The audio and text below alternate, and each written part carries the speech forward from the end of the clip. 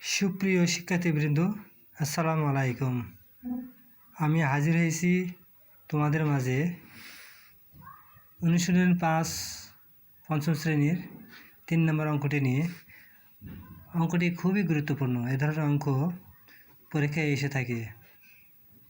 তো দেখো, অঙ্কটি হচ্ছে, একটি রাস্তায় কিছু গাছ এবং ল্যাম্পপোস্ট আছে। 25 মিটার পরপর গাছ এবং 20 মিটার পরপর ল্যাম্পপোস্ট আছে।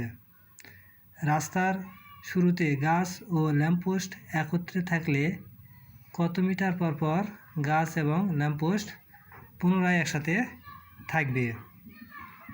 পুনরায় আবার এ ধরনের কথা থাকলে বুঝতে হবে লসাগু এর মাধ্যমে অঙ্কটির সমাধান আমরা করতে পারি।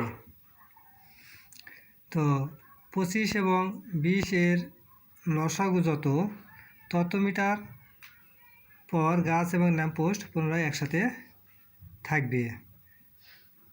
এখানে 25 এবং 20 এর লসাগু আমরা করব। দেখো কীভাবে করছি। প্রথমে 25 এবং 20 লিখছি, লিখে এমন একটা সংখ্যা দিয়ে ভাগ দিছি যেটা দুটোকেই ভাগ গেছে 5 দিয়ে। 5 পাঁচা 25, 4 পাঁচা 20। এরপর আর কোনো ভাগ যায় না বিধায় 25 এবং 20 এর লসাগু হবে 5 গুণ 5 গুণ 4 সমান 100। 25 এবং 20 এর লসাগু 100। এই 100 মিটার পর গাছ এবং ল্যাম্পপোস্ট পুনরায় একসাথে থাকবে। তো আমরা এই অঙ্কটি অন্যভাবে করতে পারি, যেমন 25-এর গুণিতক এবং 20-এর গুণিতক বাইর করেও অঙ্কটির সমাধান করতে পারি। 25-এর গুণিতক অর্থাৎ 25-এর ঘরের নামতা আমরা লিখব। 25-এর সাথে যদি আমরা 1 গুণ করি তাহলে 25 হবে। 25-এর সাথে 2 গুণ করলে 50 হবে। 3 গুণ করলে 75, 4 গুণ করলে 100। এভাবে পর্যায়ক্রমে আমরা লিখতে থাকব। ঠিক একইভাবে 20-এর গুণিতক হবে, 20-এর সাথে যদি আমরা 1, 2, 3 এভাবে গুণ করি তাহলে পর্যায়ক্রমে 20, 40, 60, 80, 100, 125 এভাবে চলতে থাকবে।